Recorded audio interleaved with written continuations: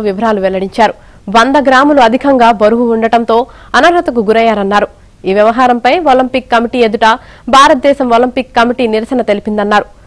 IOA president PT Usha ప్రధానితో మాట్లాడారన్నారు.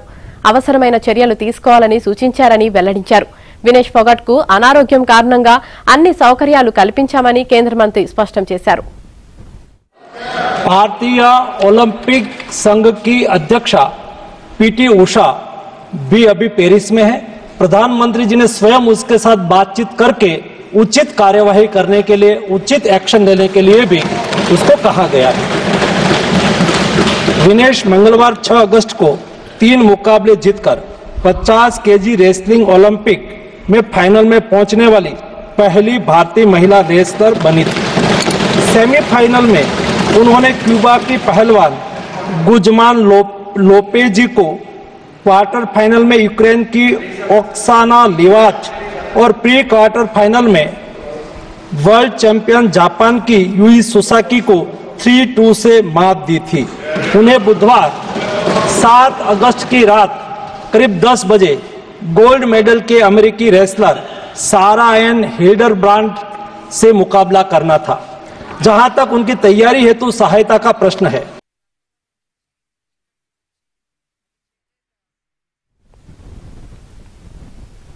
Vinesh Phogat అనర్హతపై Olympic కమిటీకి భారత రెజ్లర్ ఫెడరేషన్ అపీల్ చేసినట్లు ఐఓఏ అధ్యక్షురాలు పీటీ ఉషా తెలిపారు. వినేష్ ఫోగట్ అనర్హతకు గురవడం చాలా బాధాకరమన్నారు. ఆమెకు యావత్ భారతదేశం మొత్తం అండగా నిలబడిందన్నారు. అనారోగ్యం కారణంగా వినేష్ కు అన్ని వైద్య సదుపాయాలు కల్పిస్తున్నామని వెల్లడించారు. Vinesh disqualification is very shocking, and I met Vinesh at the Olympic Village Polyclinic a short while ago and assured her complete support of the Indian Olympic Association, Government of India and the whole country. We are providing Vinesh all medical and emotional support. The Wrestling Federation of India has filed an appeal to UWW to consider the decision to disqualify Vinesh, and IOA is following that up in the strongest possible manner. I am aware of the relentless effort made by Vinesh medical team led by Dr. Dinshaw Patiwala and the Chief Dimission Gagan Naran through the night to ensure that she could meet the competition requirements.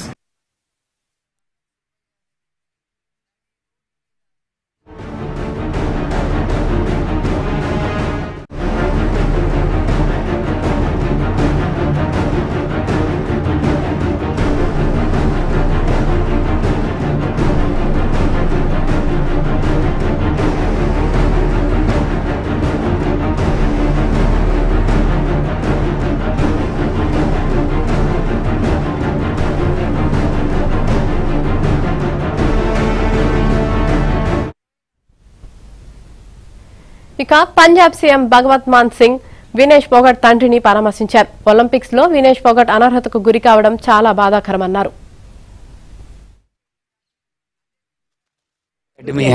उनके उस्ताद जी हैं, उनके coach हैं कुश्ती में, क्योंकि पंजाब भी कुश्ती में बहुत आगे रहा है, तो हमें पता है कुश्ती में कोच नहीं बोलते, कुश्ती में उस्ताद जी बोलते हैं।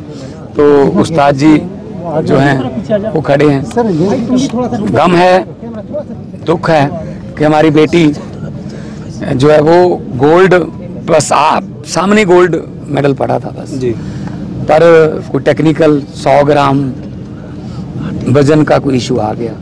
एक दिन में 3 मुकाबले जीतने और तीनों में दिग्गजों को हराना, जो डिफेंडिंग चैंपियन थी उसको हराना, पुरानी ओलंपिक की सिल्वर मेडलिस्ट को हराना। तो कल रात मैंने मैच देखा था जी। पहले 2 आए नंबर हमें, पहली ट्राई जब फोगट ने की, फिर 4-0 हुआ, फिर उसके बाद उसको 2 मिले, 4-2 हुआ, फिर हमें 1 मिला, 5 हुआ।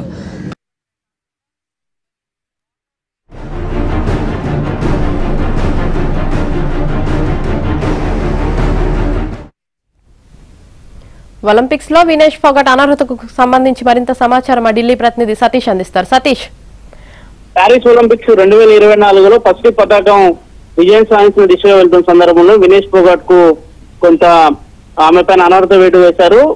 వెయిట్ మేజర్ కారణంగా కూడా ఇక్కడ కనిపిస్తుంది. అయితే 53 కేజీల ఉన్న వినేష్ పోగట్ ప్రస్తుతం 50 కేజీల రెస్లింగ్ లో పాల్గొనడం జరిగింది. అయితే ఆమె వెయిట్ సూచించిన దానికన్నా కానీ 50 గ్రాములు ఎక్కువగా ఉన్నట్టు కూడా చెప్తున్నారు. అయితే అందులో భాగంగానే ఆమె పైన అనర్థ వెయిట్ వేసినట్టు కూడా ప్రస్తుతం ఒలింపిక్ నిర్వాహకులు చెప్తున్నారు. దీనిపైన ప్రధాని నరేంద్ర మోడీ సైతం కూడా ఒక ట్వీట్ చేయడం జరిగింది. అత్యంత బాధాకరమైన విషయము, ఇది దేశ ప్రజలంతా కూడా ఆమె వెనుక ఉంటారంటూ కూడా ఒక ట్వీట్ చేయడం జరిగింది. మరోవైపు ఈ వార్తను పంచుకోవడం కూడా అత్యంత బాధాకరం అంటూ భారత ఒలింపిక్ సంఘం తాజాగా ఒక ప్రకటనలో పేర్కొంది. ఇక ఒలింపిక్స్ ఐఓ ఛాలెంజ్ అయితే వినేష్ పోగట్ విషయంలో అంతర్జాతీయ ఒలింపిక్స్ కమిటీ తీసుకున్న నిర్ణయం పట్ల తీవ్ర అసంతృప్తి వ్యక్తం చేస్తున్నారు. ఐఏఓ వారిపై సవాల్ చేసేందుకు కూడా సిద్ధమైంది. అయితే ఒలింపిక్ అసోసియేషన్ నిబంధనల మేరకు పోటీ జరిగిన రోజు బరువుతో పాటు వైద్య పరీక్షలు నిర్వహించడం కామనే. అయితే మంగళవారం రాత్రి సెమీస్ 4 లో తలపడినప్పుడు లేని పోగట్ బరువు బుధవారం ఉదయానికల్లా